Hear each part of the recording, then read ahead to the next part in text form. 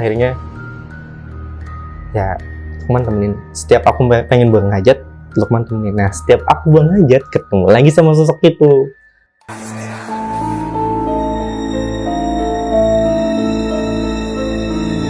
Aku dengar suara ketawa perempuan lah. Nah pas habis suara ketawa itu muncul sosoknya lagi. Muncul lagi tapi dia nunjukin seluruh badan. Tadinya yang awal-awal cuma muka. Iya cuma nengok aja gitu dari balik pohon. Dia munculin semua badan, cuma aku ngelihatnya nggak ada kakinya, jadi cuma kain putih ke atas, rambutnya panjang, mukanya datar. Padang savana kan rumput semua ya, jadi pohonnya cuma ya beberapa doang lah. Dia muncul, tapi di belakang. Jadi aku di sini Bang Hajat, di belakang tuh ada. Nah, jadi dia tuh nggak berani berhadapan sama saya gitu. Sebenarnya aku jadi bilang takut ya, nggak terlalu takut, cuma ngerasa risih aja gitu. Kenapa sih ngikutin terus? Nah, setelah itu aku beres-beres kan.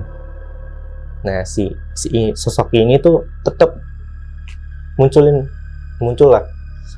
Nah, aku coba liatin ini sosok maunya apa. Liatin lama kan. Habis itu dipanggil sama Lukman, "Vi, cepetan," gitu. Udah malam. Iya, akhirnya aku ke Lukman lagi. Di situ perjalanan dari savana ya agak lama, terus jadi curam banget ke pos 5 tuh. Jalurnya curam banget, terus berbelok-belok, nah, susah lah. Itu benar-benar capek. Pengen pulang gitu. Tapi pengen nuntasin gitu. Nah, di situ cuacanya udah dingin banget, Mbak. Bahkan aku udah pakai jaket, sarung tangan. Itu masih dingin banget. Badan tuh sampai keluar kayak asap. Oh. Iya, serius. Nah, si temen Lukman ini udah gak kuat. Aku takutnya dia hipotermia. Akhirnya di pos 5 kita sampai pos 5. Nah, kebetulan di sana ada yang buka tenda. Akhirnya kita mutusin, karena si Lukman kan bawa tenda ya. Kita mutusin buka tenda di situ. Di situ posisi lapar. Ya. Lapar, dingin, pengen kan anget-anget ya. Pengen minum jahe, kopi. Tapi ini yang bawa makanan nggak ada. Kepisah. Akhirnya kita akalin, kita coba minta ke pendaki yang lain, Mbak. Beberapa minuman anget sama makanan ringan lah. Kita buka tenda, kita putusin untuk tidur. Yang tadi kedinginan disuruh tidur. Aku sama Lukman, terus kan berempat ya. Nah, bertiga ini kita di tas Lukman itu ada kompor itu kita hangatin minum yang tadi dikasih. Nah, yang tadi dibangunin, suruh minum biar nggak kedinginan. Itu pas dibangunin, Mbak, si temen Lukman itu kayak gimana ya, bener-bener dingin tuh, kedinginan gitu. Dibangunin tuh udah gigil banget, nggak kuat. Akhirnya si Lukman itu mangku si temannya, disuruh diminumin. Nah, habis itu udah selesai, badannya tuh bener-bener panas, Mbak. Panas tapi rasanya kedinginan. Iya, ngerasanya kedinginan. Aduh, di sini mikirnya gimana nih? Ini takutnya hipo. Kalau hipo kan udah bahaya ya, Mbak. Akhirnya kita putusin, ya kita nggak usah lanjutin ke atas, kita di pos 5 aja. Kita akhirnya di pos 5 aja. Itu sampai pagi saya sama temennya Lukman yang satunya nyari mereka yang bawa makanan. Kita nyari jam berapa itu ya, berarti jam 6, karena seharusnya, Mbak, kalau udah ngecamp kita bermalam di tenda, itu habis subuh kita lanjutin rencana kita lanjutin sebelum subuh kita lanjutin perjalanan ke atas. Nah, karena posisinya teman Lukman ada yang kayak gini, gak tega dong ditinggalin sendirian, barangkali kenapa-napa, akhirnya kita putusin janganlah, sini aja, nanti lain waktu aja. Nah, setelah itu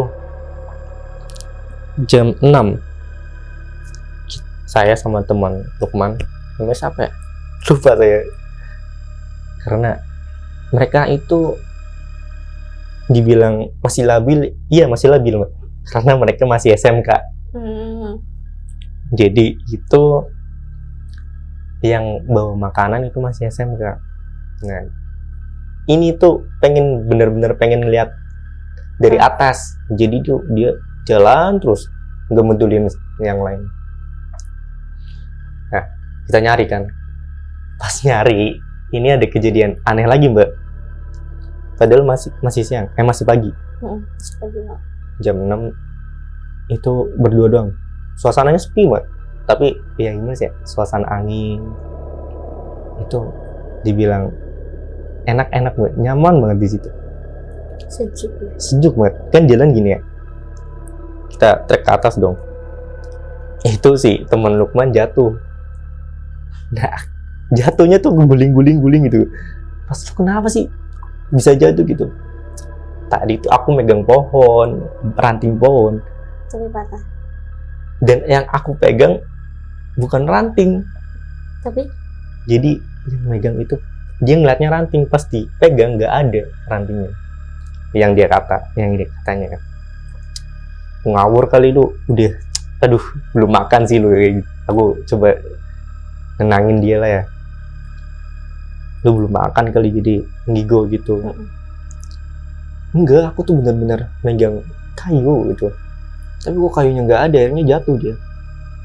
Guling sampai bawah. Guling, nggak sampai bawah sih. Aku jadi guling-guling dan ada dataran, dia jatuh di situ. Untungnya nggak kenapa-napa, Mbak. Jadi untungnya nggak ada luka sama sekali. Lu masih kuat nggak? Aku tanya, masih kuat nggak? Dia masih, untung nggak kenapa-napa ini. Ya, akhirnya kita cari lagi, ketemu mereka. Jadi mereka itu pas turun dari atas. Nah, ketemu. Dia malah nanya balik. Lalu kok di atas nggak ada sih? Padahal kan lu di depan. Ngiranya di depan. Lah, kan kita itu di belakang, lu di depan. Enggak, tadi tuh aku lihat Lukman. Terus siapa lagi tuh nama temannya? Itu ada di depan. Jadi aku nggak break gitu loh. Karena di depannya juga nggak break. Iya, dia tuh ngejar mereka, tapi nggak sampai, nggak ketemu. Aduh. Di situ udah jelas-jelas Lukman sama saya. Nah, mereka yang berdua juga ketinggalan. Akhirnya turun ke tenda, cerita mereka. Tadi tuh kita lihat kalian itu di atas. Jadi ngiranya tuh yang bertiga tadi tuh di paling belakang. Padahal enggak kan. Nah, akhirnya yaudah biarin.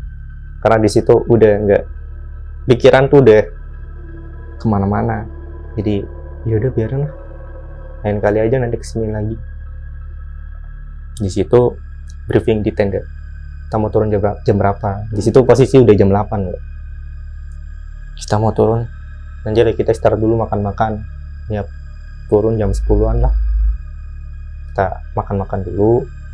Di situ ngopi sama yang hangat-hangat. Di situ pagi pun masih dingin banget. Dingin banget.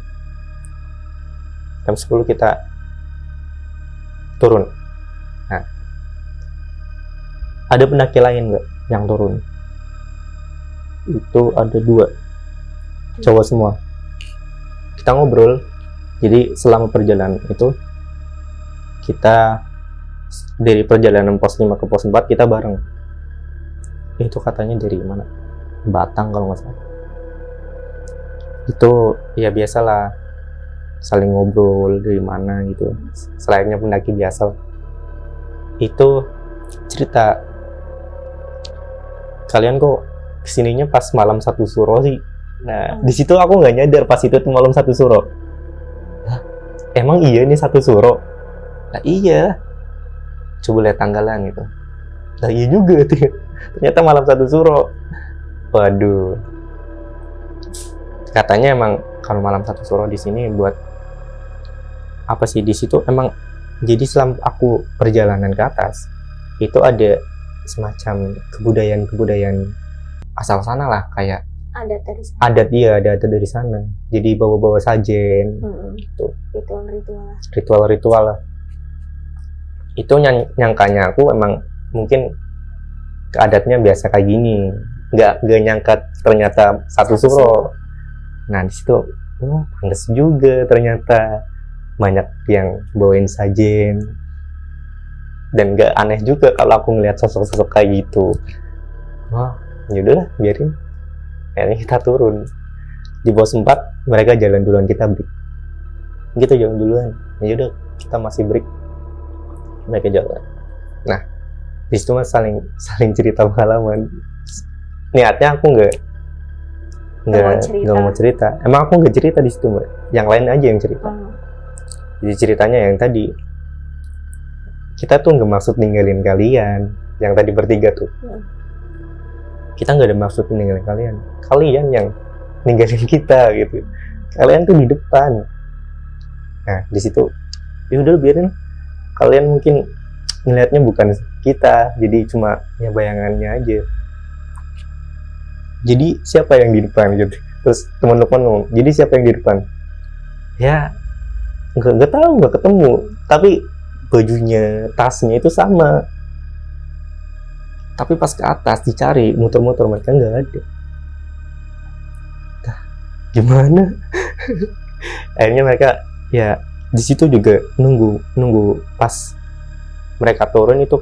Sebelum turun itu nunggu kita pada turun. Padahal kita kan nggak ke atas. Nunggu biar ketemu dulu lagi. Iya. Bareng. Ternyata nggak ketemu. Akhirnya mereka turun. Ketemu pas di bawah. Itu aneh emang. Iya. Akhirnya udah kita lanjutin turun aja. Lanjutin turun. Itu udah nggak ada kejadian aneh nggak di situ. Normal aja. Sampai pos 3 kita break dulu. Di situ kan masih ada warung ya, ada warung. Di pos 3 aku kebelet lagi mbak, pengen buang hajat lagi, serius. Di situ ada yang kayak ngelempar batu mbak, dari luar. Aku kira pendaki lain. Lempar batu tuh terus-terusan, ngonang karena seng ya. Kan di apa, kayak seng itulah. Tempatnya tuh dibikin dari seng. Nah, itu pas aku selesai keluar, nggak ada pendaki, nggak ada orang. Nah yang lempar siapa? Aduh, ya udahlah biarin lah. Kita lanjut lagi turun terus ngelewatin pos 2, pos 3 kan udah ya, pos 2 aman. Itu pas pos 1 kan udah ada kayak warung-warung, di situ juga ada pos 1. Nah di situ itu aku berhenti ngerokok sebentar lah. Ya, akhirnya gue buang aja di situ. Itu mbak, kan ada 2 WC yang bisa pakai. Di WC satunya kerannya buka sendiri. Nggak ada orang. Aku kira ada orang. Nggak mungkin ada orang. Ada pendaki lain. Nah, gue santai-santai aja sambil rokok, buang aja. Agak lama. Nah, kalau ada orang keluar, pasti dengar dong suara pintunya dibuka. Buka digirit ya? Iya. Itu kok airnya terus-terusan nyala. Nah, pas aku keluar, kok nggak ada orang. Nah, ini nyalain keran siapa? Kalau ada di situ pintunya ketutup mbak. Nah, pas aku buka pintunya, ternyata nggak ada orang. Harusnya kalau ada orang. Kalau nggak ada orang ya pintunya pasti nggak tertutup. Nah, ini nggak tahu, aku mikir pakai logika aja, mungkin ada orang lah, terus mungkin lupa, ini mungkin iseng ditutup aja gitu. Di situ mikir pakai logika, nggak mikir aneh-aneh. Yaudah, biarin aku susulin mereka masih rokok-rokok, masih santai, masih break. Terus aku ngomong, situ posisi udah mau siang, mau duhur, ayo cepet turun, bentar lagi turun lagi lah, berhenti di Candi Getek. Candi Getek itu kita bareng-bareng makan, gak makanan besar ya, cemilan biasa lah. Itu agak lama karena kita main-main dulu di Candi Getek itu. Nah, udah di situ alhamdulillah bisa turun sampai bawah, selamat.